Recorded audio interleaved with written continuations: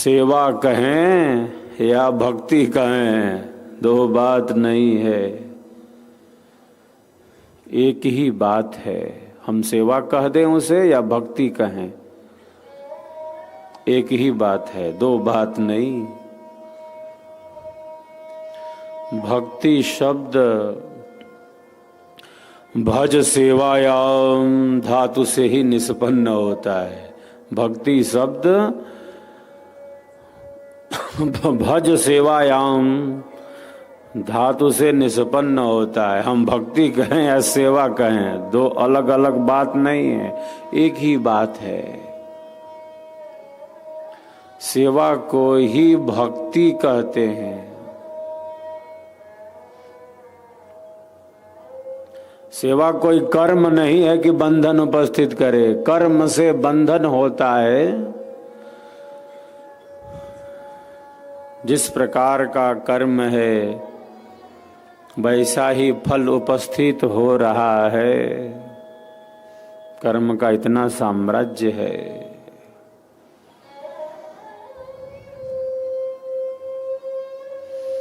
ईश्वर हमारे कर्मों का फल हमें देता है, वो दुख नहीं देता।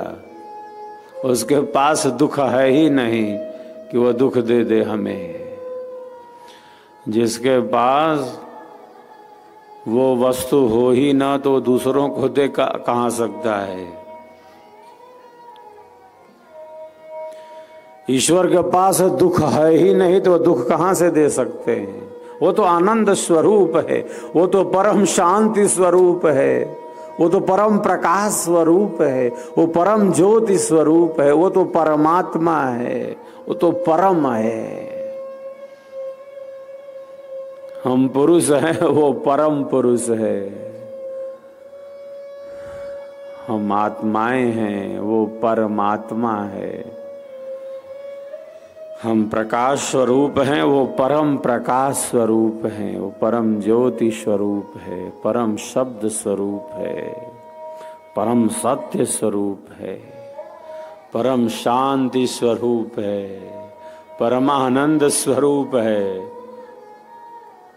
वो परम अक्षर स्वरूप है, वो परमानंद स्वरूप है, वो परमानंद है, वो सच्चिदानंद स्वरूप है। उसके पास दुख है नहीं कि वो दुख दे दे। वो केवल कर्मों का फल देता है। क्यों? क्योंकि उसे न्याय पसंद है और न्यायाधीश है ना।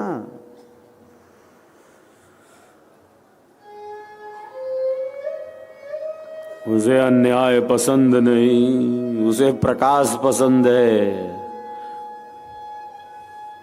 न्यायकारी है। वही हमारे कर्मों का फल प्रदाता है। जिसको जहां भेजना है वो भेज देता है। वो जानता है किसको कहां भेजना है। किसी के साथ अन्याय कर ही नहीं सकता। उन परम न्याय स्वरूप है। केवल न्याय नहीं, वो परम न्याय है। केवल ज्ञान नहीं, वो परम ज्ञान है। केवल शांति नहीं, वो परम शांति है। केवल ज्योति नहीं, परम ज्योति है। केवल सत्य नहीं, वो परम सत्य है। केवल आनंद नहीं, वो परम आनंद है। केवल तत्व नहीं, वो परम तत्व है। केवल ज्योति नहीं, वो परम ज्योति है। केवल अक्षर नहीं, वो परम अक्षर है। वही कर्मों का फल देता है। क्योंकि वो न्यायाधीश है। वो जानता है हमारे कर्मों को। जो जानता है हमारे कर्मों को वही फल दे सकता है, वही देता है। कर्म का यह क्रम चलता आ रहा है। जहां कर्म है वहां बंधन है, वहां फल है। और जिस भी प्रकार का कर्म है उसी प्रकार का फल है। इस वर्तमान जीवन में या आगे आने वाले जीवन में अवश्य ही वह प्राप्त होगा।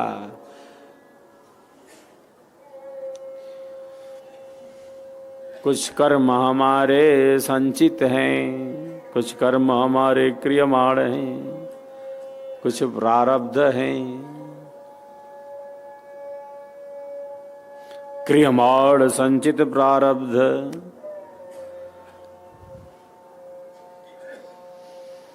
सेवा कर्म नहीं है कि बंधन उपस्थित करे।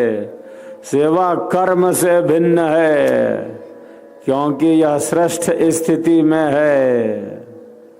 कर्म से बंधन होता है, मैं प्रायः कहता रहता हूँ। और मैं क्या कहता रहता हूँ, हमारे महापुरुषों ने, हमारे आदि आचार्यों ने, मनीषियों ने, ऋषियों ने, महर्षियों ने, सद्गुरुओं ने बहुत पहले ही कह दिया है। हमारी ऋषि परंपरा ने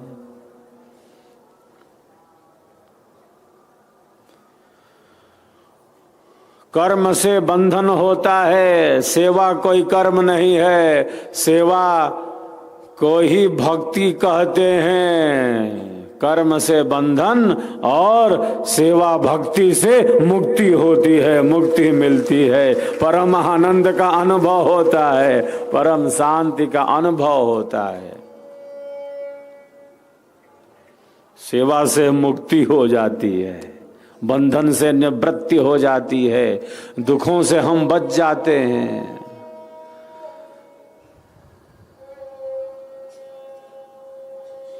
दुखी को और दुखी नहीं बना सकते।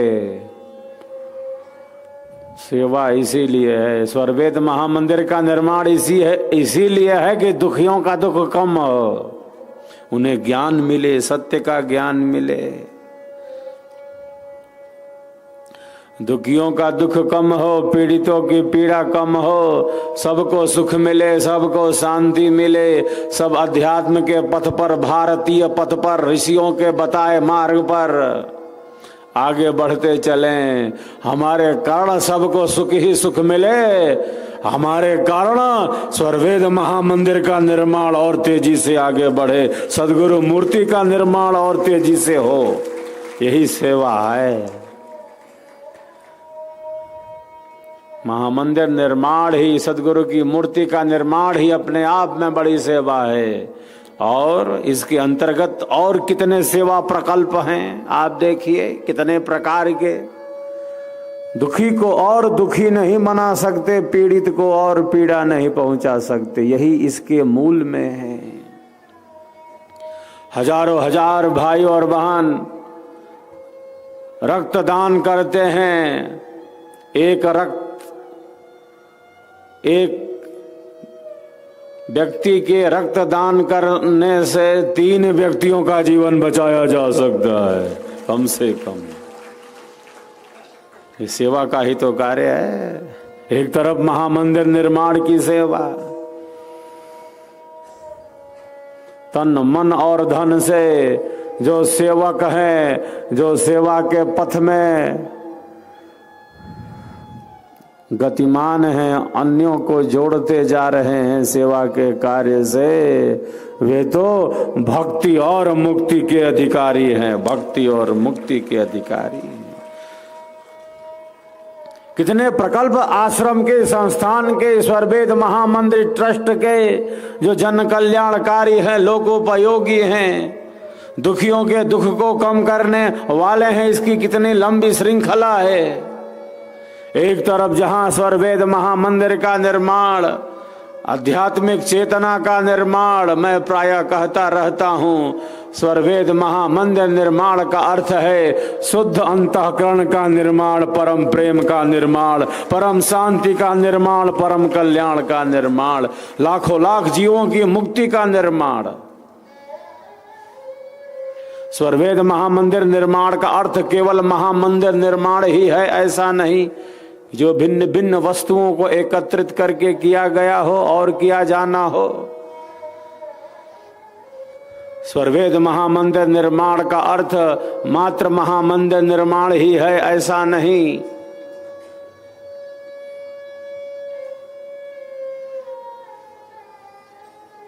स्वर्वेद महामंदिर निर्माण का अर्थ है शुद्ध अंतःकरण का निर्माण, परम प्रेम का निर्माण, श्रेष्ठ मानव का निर्माण, भारतीय संस्कृति का ही जागरण। स्वर्वेद महामंदिर का निर्माण का अर्थ है परम कल्याण, परम मुक्ति का निर्माण, परम शांति का निर्माण। स्वर्वेद महामंदिर निर्माण का यह आध्यात्मिक रूप है। ये केवल बाह्य नहीं है, आंतरिक है।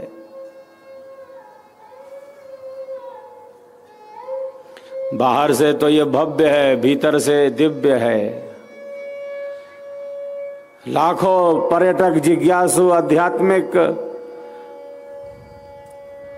व्यक्ति इसका दर्शन लाभ प्राप्त करते जा रहे हैं स्वर्वेद महामंदिर धाम का। कुछ के अंदर जिज्ञासा है, कुछ के अंदर आध्यात्मिकता है, कुछ के अंदर भ्रमण की दृष्टि है। बाहर का रूप उन्हें बहुत सुहाना लगता है, बहुत लुभावना लगता है। वे कहते हैं बहुत अच्छी नक्काशी है इन पत्थरों पर। कैमरे में कैद करते हैं इन नक्काशियों को, स्वर्वेद महामंदिर के इस बाह्य रूप को। वो बहुत प्रसन्न होते हैं कि बहुत अच्छी नक्काशी है, कार्विंग बहुत अच्छी हुई है, इतने अच्छे ढंग से एक एक पत्थर को सजाया संवारा गया है। लेकिन मात्र इतना पर्याप्त नहीं है। बहुत तो बाहर बाहर घूम के ही चले जाते हैं बाहर के रूप को देखकर। जो भीतर का रूप है स्वर्वेद महामंदिर का, जो साधना का रूप है, वो तो बहुत ही निराला है, बहुत ही आध्यात्मिक है, आंतरिक है, वैदिक है। तो बाहर से भीतर की यात्रा हो, यह समझना बहुत महत्वपूर्ण है। केवल बाहर ही अच्छा है कहकर घूमता न रह जाए, बल्कि इसके भेदों को वह समझे। सदगुरु के स्वर्वेद से वह अपने जीवन का विकास करे। स्वर्वेद महामंदिर धाम इसीलिए है कि सबके भीतर वह आध्यात्मिक जागृति हो। आप सबों के पुरुषार्थ से, आप सबों के समयदान से, आप सबों के उत्सव, उत्कंठा, उत्साह से स्वर्वेद महामंदिर का निर्माण प्रथम चरण का पूर्ण हो गया है। दूसरे चरण में हमारी गति बढ़ती जा रही है। आगे के सभी प्रकल्पों को स्वर्वेद महामंदिर सदगुरुदेव की पावन मूर्ति के संकल्पों में भी हम उसी शक्ति के साथ आगे बढ़ते जाएंगे। यही हमारा संकल्प है, हम पीछे रहने वाले नहीं हैं।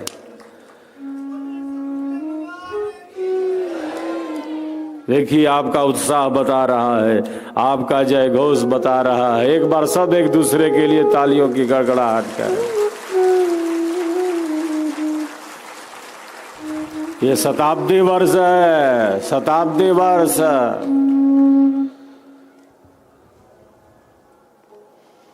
जब 100वें वर्ष में प्रवेश हो गया है 17-18 दिसंबर से,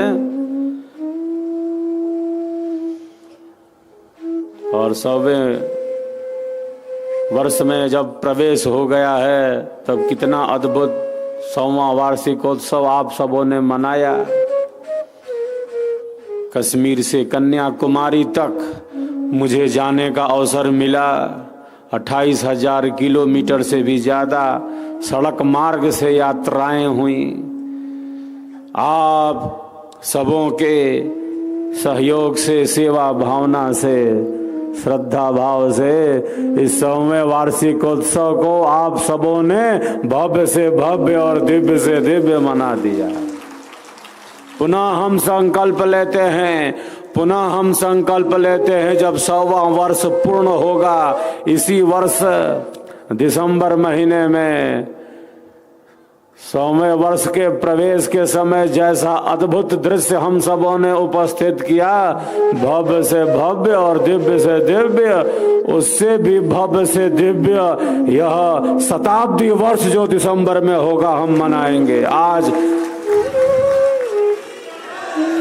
इस पावन संगम में हम ये संकल्प लेते हैं, माँ गंगा के पावन तट पर, माँ के इस पवित्र क्षेत्र में हम ये संकल्प दोहराते हैं इस शुभ मास में।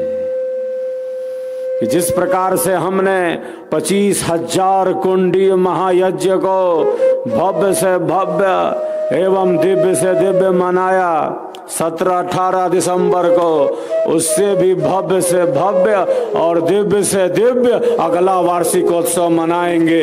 अब 100 वर्ष पूरा हो जाएगा।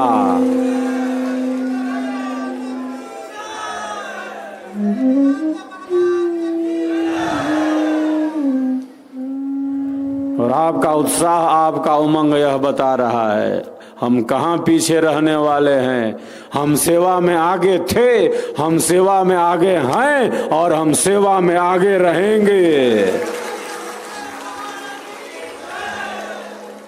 यही तो हमारा संकल्प है।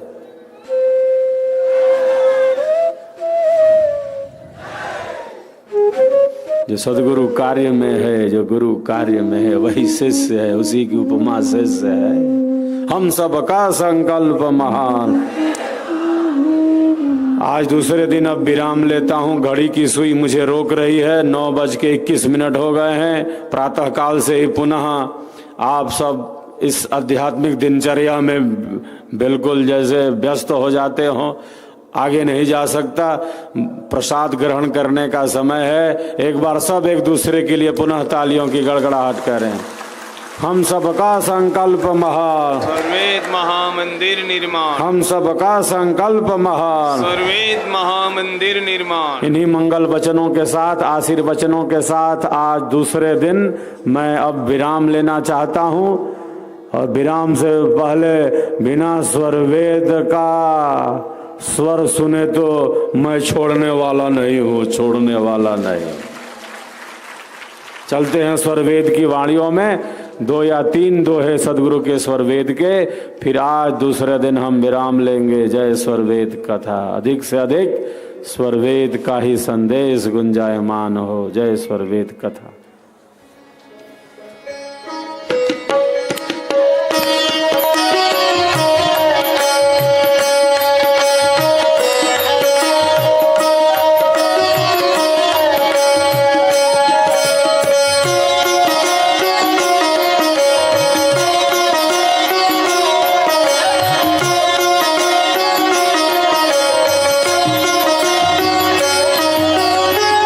पूर्ण रूप